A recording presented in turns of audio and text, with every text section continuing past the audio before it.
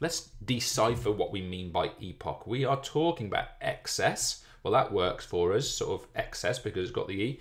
Excess. Post-exercise. Note that post-exercise is all one word and therefore only contributes the P. The O, predictably, is oxygen, and then we've got consumption.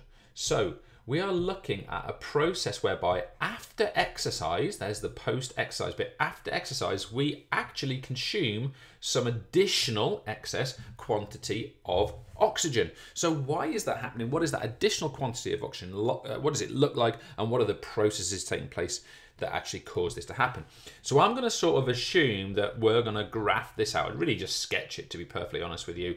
And we're going to imagine that we're doing something like a 20-minute training run. So let's just say that we're doing some kind of 20-minute training run. So it's sub-maximal. Let's consider it like continuous training, sub-maximal, and we go out for a run for 20 minutes. What might we expect from a curve of oxygen consumption? I'm going to put any units into this at this stage. But of course, while we're at rest, we have some level of consumption of oxygen. It's not down here at zero oxygen because, of course, we are a living organism and therefore we're consuming oxygen all the time. We have a bit of what we call an anticipatory rise where our oxygen consumption actually goes up before exercise starts.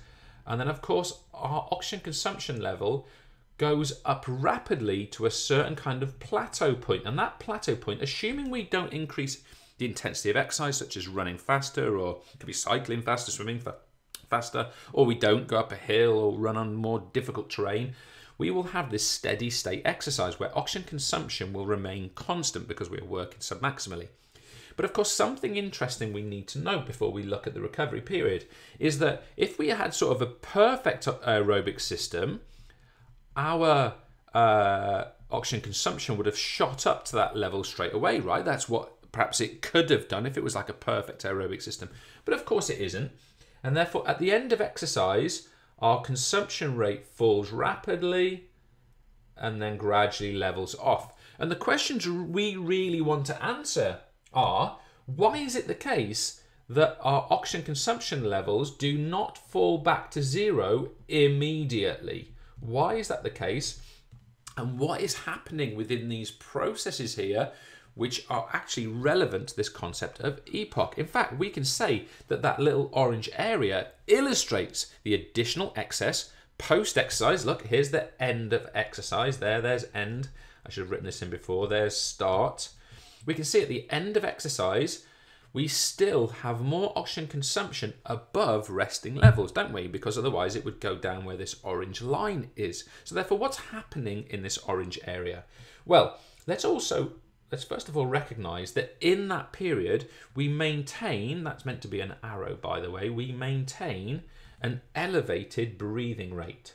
So we actually have a breathing rate which is still higher than resting levels. Okay, so that's relevant. We also have a heart rate which is higher than resting levels. And we also have the distribution of cardiac output, or the distribution of blood, greater to the working muscle. So we can say greater distribution of Q just stands for cardiac output, to the worked muscle. So why is this actually taking place? What are the problems that mean that we have to actually keep doing these things after exercise is finished? And of course, the primary answer is that if we go back to this period here, there was a quantity of oxygen that we would have used if it had been available. And as a result of that, we build up something which we refer to as an O2 debt. Okay, so we had to produce some energy in here, which ultimately we did without oxygen, therefore anaerobically, and we therefore pay off that debt in this epoch period, which we could also refer to as an O2 debt. So that is what's happening. So the key thing to realize from an athlete's perspective is that the main role of an athlete, because of course they want to recover faster, either to go and make another tackle, or they want to recover faster because they've got another race coming up, or they want to recover faster so they're better prepared for the next training session. the athlete wants to minimize that oxygen debt as much as possible so that they can then compete and complete training and performance requirements as they come available. So the question is, how then do they minimize this oxygen debt? How can they bring it down as low as possible so they've got as little to actually repay as possible? So the first thing is that athletes should always warm up. Now, I know it sounds like an obvious point. We know this preventing injury, make sure extensibility of muscles is good and all that sort of stuff. But if we warm up, this period here is minimized because the systems are elevated before we start. Other points, if you're playing in games, for example, you can do things such as jog back to position or jog back into position. So the reason that this works is that when we stand still, we actually decrease the amount of blood going back to the heart. That's something called venous return. We decrease that. So as a result of that, we have less blood moving around our system. So if we keep moving, even when the game has stopped, for example, it might be a set play or an injury or a half time or whatever. If we keep moving, jog back into position is a good example of that, then we can actually reduce any further kind of oxygen debt which might build up. And finally, the other thing we can do to minimize our recovery time is to complete an active cool down. And the reason that this is relevant, again, is because when we are moving and muscles are squeezing, they're also pumping blood back to the heart, and therefore we can recover a little bit faster. So what is this all about? Well, of course, the main thing we want to kind of realize here is that the production of lactic acid causes fatigue. Production of lactic acid, which I spelled with a capital L, don't know why, causes fatigue. Okay, so if lactic acid causes fatigue, and we know that this amount of energy here has been produced anaerobically, we know that lactic acid has been produced within this period. So therefore it's being repaid and removed within this period. This period is at least partially to do with the removal of that lactic acid. So if we can minimize the production of lactic acid, then of course we have more chances of removing it more effectively. And finally, before we finish off on this, I just want to address the concept of recovery itself.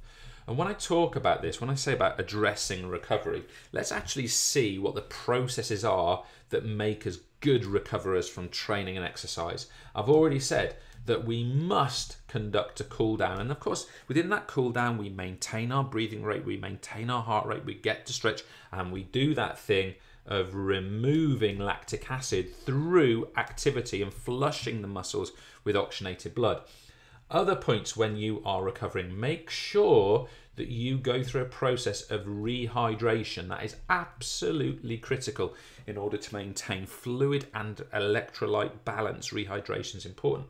Another part of recovery is the consumption of some form of carbs or carbohydrates. We could also add on to that, especially if you've done really explosive competitive work, that we might also add the concept of protein supplementation as well. And finally, becoming very popular in the modern era, you might also want to consider the use of things such as ice baths. Ice baths are very simple methods where you cool down the part of the body which has taken part in performance, usually the legs and the arms.